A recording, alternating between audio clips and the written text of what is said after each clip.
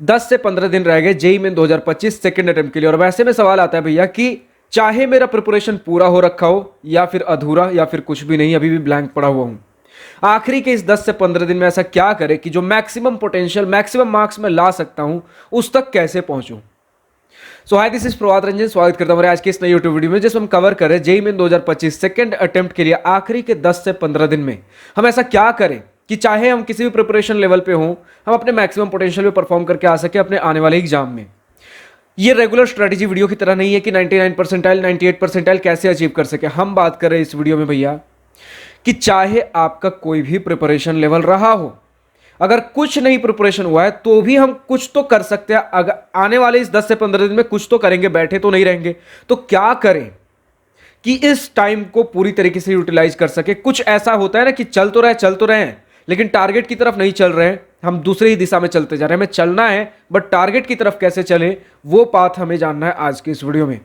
और अगर भैया पूरा भी प्रिपरेशन हो रखा है उस केस में भी इस 10 से 15 दिन में क्या करें कि फुल यूटिलाइजेशन हो सके हमारे इस 10 से 15 दिन का, कि पूरा पढ़ा हुआ मेहनत अभी बर्बाद न जाए, क्योंकि लास्ट के कुछ डेज ही बहुत क्रूशियल होते हैं।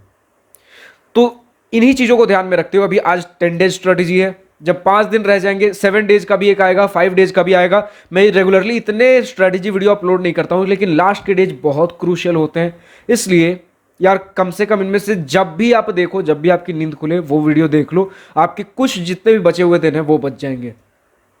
फिलहाल अगर हम बात करें सबसे पहले भैया कि अगर हमारा पूरा सिलेबस हो रखा है तब हम क्या करें अपने इन बचे हुए दिनों में। तो अभी भी आपके पास 10 से 15 दिन हैं। अगर आपका एग्जाम लेट से है, लाइक कुछ सेट ऑफ डेज में होते हैं एग्जाम, पहले वाले शुरू के शिफ्ट्स में है तो चलो ठीक है 10 दिन होंगे, आपके बाद वाले शिफ्ट्स में है तो चलो 15 दिन के आसपास होंगे, लेट से अगर वीडियो देख रहे हो तो 10 दिन के आसपास होंगे, मतलब कहीं ना कहीं रफली 10 दिन होंगे। अभी भी आप चाहो तो एक मॉक टेस्ट शुरू में आज दे सकते हो।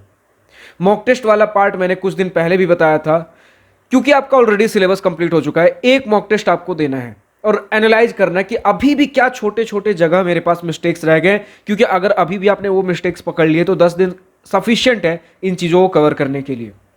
बट कवर कैसे करना है उसका तरीका थोड़ा अलग रहेगा। सबसे पहले समझो, एक मॉक टेस्ट दिया हमने आज, अभी के अभी 3 घंटे मॉक टेस्ट के लगेंगे, फुल सिलेबस मॉक टेस्ट देना है।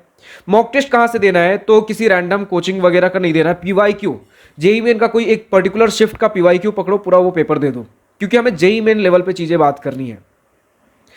हो सकता है आपने किसी दूसरे कोचिंग का कुछ मॉक टेस्ट वगैरह पकड़ा और लेवल ऊपर नीचे हो, या तो डिमोटिवेट हो जाओगे या फिर ओवर मोटिवेट हो जाओगे। हम ग्राउंड रियलिटी पे पीवाईक्यू के थ्रू ही मॉक टेस्ट देंगे। मॉक टेस्ट दिया 3 घंटे बैठ के 1 से 2 घंटे 3 घंटे जितना आपको लगे एनालाइज करो उस मॉक टेस्ट को, कि भैया कौन कौन से ऐसे क्वेश्चंस थे जो बहुत स्ट्रांगली मैंने सही किए हैं, बहुत स्ट्रांग कॉन्फिडेंस के साथ, कौन से ऐसे क्वेश्चंस थे जो 50-50 वीक मतलब मीडियम कैटेगरी में मेरे थे, सही भी हुए हैं तो कंफ्यूजन के साथ, और अगर गलत भी हुए हैं तो कंफ्यूजन के साथ, मतलब थोड़ा बहुत मुझे आता था लेकिन सही हुआ या गलत हुआ उस तरीके का है। थर्ड कैटेगरी बनेगा भैया कि बिल्कुल मुझे नहीं आता था और गलत भी हो गया। ठीक है, तो ये तीनों आपने पकड़ लिया। अब आप क्या करो कि स्ट्रांग वाले तो पीवाईक्यू कर ही रहे हो, बहुत बढ़िया बात है।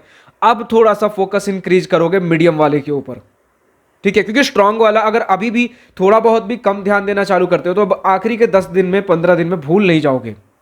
वैसे ना भूलो इसके लिए अभी भी एक छोटी सी दवाई की गोली आपके लिए रखी गई है, क्या करना अभी हम बात करते हैं। लेकिन अब चाहो तो स्ट्रांग वाले से पूरा ध्यान न हटाने नहीं बोल रहा हूं, थोड़ा ध्यान कम कर सकते हो। मीडियम वाले जो पहले जो स्ट्रेटेजी मैंने बताया था उससे अब थोड़ा डिफरेंट हो रहा है, क्योंकि समय अब आपके पास चेंज हो रहा है। मीडियम वाले पे ऊपर अब थोड़ा सा ज्यादा फोकस करो, क्योंकि इन पे अब थोड़ा ज्यादा फोकस कर भी देते हो तो 10 से 15 दिन में चीजें रिटेन रहेंगी। बहुत ज्यादा एग्रेसिव मेहनत नहीं भी कर पाते हो मीडियम वाले के ऊपर, लेकिन स्टिल थोड़े से अब कम ड्यूरेशन रह गए तो अगर कुछ ऐसे क्वेश्चंस अभी से भी करते हो, भैया पूरा सेट ऑफ क्वेश्चंस नहीं हो पाया लेकिन कुछ कुछ हुआ है तो पूरा दिमाग में अगर ना भी बैठ पाए लेकिन स्टिल जितना भी बैठा अगर उनमें से क्वेश्चन आ गया हो तो 10 से 15 दिन इतना समय नहीं होता कि आप भूल जाओ। तो अब बोलूंगा जो भी मीडियम वाले हमारे पास चैप्टर्स रह गए उनके वन शॉट्स देखने के बाद, मैं पहले बोलता था 50 to 60 क्वेश्चंस करो, अब उतना समय नहीं है और रिटेंशन समय भी आपके पास अब कम है, आराम से चीजें रिटेन हो जाएंगी। 30 से 40 पीवाईक्यू पर चैप्टर जो मीडियम वाला जोन था वन शॉट करने के बाद इसे कवर करो। और वीक वाले चैप्टर्स में अगर 10 चैप्टर के आसपास है, 10-15 चैप्टर, तो इनके पॉसिबल तो नहीं है फुल लेक्चर्स लगाना, लेकिन अगर इन्हें भी वन शॉट के थ्रू कवर कर सकते हो तो वन शॉट के थ्रू इन्हें भी कवर करो, लेकिन इन्हें बाद के प्रायोरिटी पे रखना। पहले मीडियम वाले खत्म करो, फिर समय बचता है फिर वीक वाले के ऊपर आओ, क्योंकि यहाँ पे सेट ऑफ चैप्टर सब आपके पास कम है। वन शॉट के थ्रू खत्म करो और इनके भी वैसे ही आप 30 से 40 पीवाईक्यू लगाओ। कोई और रैंडम क्वेश्चन करने की जरूरत नहीं, सिर्फ 30 से 40 पीवाईक्यू क्वेश्चंस। अगर क्वेश्चंस नहीं बन रहे, 2 से 3 मिनट 4 मिनट समय दो, उसके बाद तुरंत सॉल्यूशन देखो। लेकिन तुरंत सॉल्यूशन नहीं देखना है, 3 से 4 मिनट कम से कम उस क्वेश्चन पे समय देना है, फिर जाके सॉल्यूशन देखेंगे। और 5 मिनट से ज्यादा हमें समय नहीं देना है अगर ज्यादा से ज्यादा चीजें इफेक्टिवली हमें कवर करनी है तो। फिर इसके बाद अगर हम बात कर ले भैया कि अब रिवीजन कैसे करना, क्या चीजें ये बताऊंगा, पर पहले उन स्टूडेंट्स के बारे में बात कर लूं जिनका अभी तक कुछ नहीं हो रखा, क्योंकि रिवीजन वाला तरीका दोनों के लिए सेम रहने वाला है अभी इस समय पे। सबसे पहले बात करते भैया जिनका कुछ नहीं हो रखा है। जिनका कुछ नहीं हो रखा है, आपको भी एक मॉक टेस्ट देना है। एक मॉक टेस्ट आज देना है, एक ही मॉक टेस्ट, और एनालाइज करो। चाहे आपका पूरा प्रिपरेशन तो हमने बात कर लिया, अब चाहे मीडियम प्रिपरेशन हो या वीक प्रिपरेशन हो, दोनों ही केसेस में एक मॉक टेस्ट आज दो, अभी दो, और आप भी उसी प्रकार एनालाइज करो। आपके स्ट्रॉन्ग एरियाज हो सकते हैं थोड़े कम होंगे, मीडियम एरियाज हो सकते हैं थोड़े ज़्यादा होंगे, और वीक एरियाज हो सकते हैं थोड़े और ज़्यादा, या फिर डिपेंड करता है किस तरीके की चीज़ें हैं। स्ट्रॉन्ग एरिया थोड़ा बहुत है, उन पे रेगुलर प्रैक्टिस करते रहो, आपको उस पर समय कम करने की जरूरत नहीं है, क्योंकि हो सकता है जो आपके अचीविंग वाले एरियाज है वो भी आपके खराब हो जाए, इसलिए स्ट्रॉन्ग एरिया पे फोकस करते रहो। मीडियम वाले और स्ट्रॉन्ग एरिया आपका ज़्यादा है भी नहीं, तो थोड़ा कम ही समय लगेगा। लेकिन जिनका भी कर रहे हो स्ट्रॉन्ग एरिया का, मैं बोलूंगा ऑलरेडी स्ट्रॉन्ग है तो पूरे नए सिरे से प्रैक्टिस नहीं करना है, तो 20 से 30 पीवाईक्यू पर चैप्टर स्ट्रॉन्ग एरिया के करो, और मीडियम वाले आप भी 30 से 40 पीवाईक्यू ही करना है। ठीक है, मीडियम वाले आपको भी 30 से 40 पीवाईक्यू ही करना है पर चैप्टर, वन शॉट्स देखने के बाद। अब देखो वीक वाले एरियाज में कितने चैप्टर्स, अगर वीक वाले एरियाज में मोर देन 40% सिलेबस है आपका, 90 चैप्टर में से मोर देन 40% चैप्टर्स अगर आपका वीक के कैटेगरी में है, तो उनमें से फिगर आउट करो सबसे पहले भैया, फिगर आउट सबसे पहले करो कि मेरे पास इनमें से कौन से ऐसे चैप्टर्स है जो मैं वन शॉट से कवर कर सकता हूं, कौन से ऐसे इजी एंड कौन से ऐसे इंपॉर्टेंट चैप्टर्स है। सिर्फ उन चैप्टर्स को टारगेट करके वीक चैप्टर्स में से फिगर आउट करो, उन चैप्टर्स को हम वन शॉट की मदद से कर रहे होंगे। अब इजी एंड इंपॉर्टेंट चैप्टर्स कैसे पता चलेगा भैया, ऑलरेडी कुछ दिनों पहले मैंने इजी एंड इंपॉर्टेंट चैप्टर्स का लिस्ट अपलोड कर दिया है, उससे जाकर आप देख सकते हो। उनमें से चैप्टर्स ऐसे पिक करो जो आपके वीक कैटेगरी में है, ईजी भी है और इंपॉर्टेंट भी है। ईजी एंड इंपॉर्टेंट उस वीडियो से पता चल जाएगा, और आपके कौन से वीक एरियाज है वो आपके मॉक टेस्ट से पता चल जाएंगे। अब उनमें से कौन से ऐसे चैप्टर्स है जो आप वन शॉट से कवर कर सकते हो, वो आपको खुद के कैलिबर और पीछे के आपके प्रीवियस रिकॉर्ड से पता चल जाएगा। उन चैप्टर्स को वीक कैटेगरी में से उठाओ और सिर्फ उनके वन शॉट्स करो, और उनके भी 30 से 40 पीवाईक्यू करो। और अब आपके पास समय कम है, 30 से 40 पीवाईक्यू भी बहुत ज़्यादा होते, इतने सेट ऑफ चैप्टर्स, तो अब 13 से 14 घंटे पढ़ना चालू कर दो, बिल्कुल लास्ट फेज में हो, इसी समय अब जो करना है हमें परफॉर्म करना है। फिर इसके बाद अगर हम बात कर ले भैया कि क्या हो अगर 40% से कम हमारे पास चैप्टर, अगर 40% से कम चैप्टर है, सिर्फ वन शॉट वाले इजी एंड इंपॉर्टेंट चैप्टर उतना देखने की जरूरत नहीं। अगर आपको मन है, समय है, तो देख सकते हो। सिर्फ ऐसे चैप्टर्स ऐसे पिक करो जो वन शॉट की मदद से आप कवर कर सकते हो। उन बचे हुए 40% लेस वाले जो वीक कैटेगरी के अंदर आ रहे हैं, उन चैप्टर्स में से जो आप वन शॉट से कवर कर सकते हो, उनका 30 से 40 क्वेश्चंस लगाओ। मेन यहां पर हमारा था कि चैप्टर्स कैसे सेलेक्ट करेंगे अपने लिए, आगे प्रिपरेशन कैसे करना, किन सेट ऑफ चैप्टर्स के ऊपर। तो इस तरीके से हम प्रिपरेशन कर रहे हैं, और ये सारा कुछ आपको करना है सिर्फ और सिर्फ मंडे से लेकर सैटरडे तक। संडे टू संडे हम क्या करेंगे भैया, आपके पास 1 या 2 संडे जितना भी रह गया, फुल सिलेबस रिवीजन। अब एक दिन के अंदर फुल सिलेबस रिवीजन कैसे कर सकते हैं, ऑलरेडी इसका मैंने वीडियो अपलोड कर दिया, वो आप जाकर चेकआउट कर सकते हो। ठीक है, इतनी सी चीजें हो गई।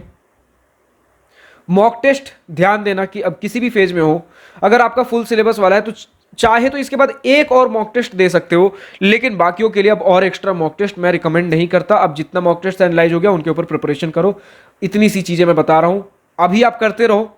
कुछ दिन बाद 7 डे स्ट्रैटेजी वीडियो लेके आऊंगा, वो आपके लिए उतना इंपॉर्टेंट नहीं हो सकता है, वो उनके लिए होगा जिन्होंने ये स्ट्रैटेजी वीडियो मिस कर दिया है, और जब सिर्फ 7 डेज बचा है उनके लिए क्या कर सकते हैं।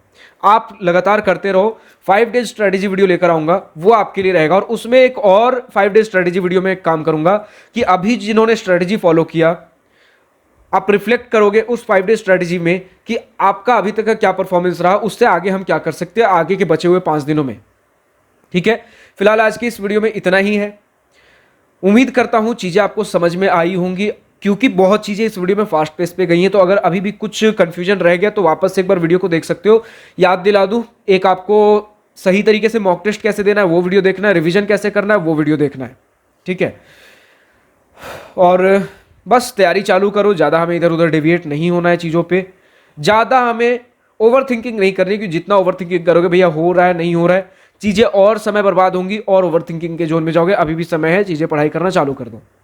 फिलहाल आज की इस वीडियो में इतना ही। अगर अभी भी बहुत ज़्यादा कुछ डाउट, कंफ्यूजन, क्यूरियोसिटी, कुछ भी प्रकार की चीज़ें आ रही हो, बिल्कुल कुछ नहीं समझ में आ रहा भैया, 1-on-1 बैठकर मेरे साथ चीज़ें बात करनी है, वीडियो कॉल पे, गूगल मीट पे बैठ के चीज़ें पूछनी है, समझनी है, बात करनी है, तो दिवास्त्रा मेंटरशिप प्रोग्राम के लिए रजिस्टर कर सकते हो, जिसका लिंक नीचे डिस्क्रिप्शन में दिया गया है, जिसमें मैं ही गाइड कर रहा होता हूँ।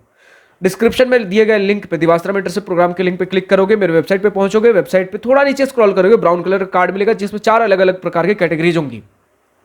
Class 10 and below, class 11-12 boards, IIT JEE, engineering college admission and selection, engineering college life, guidance, placement preparation.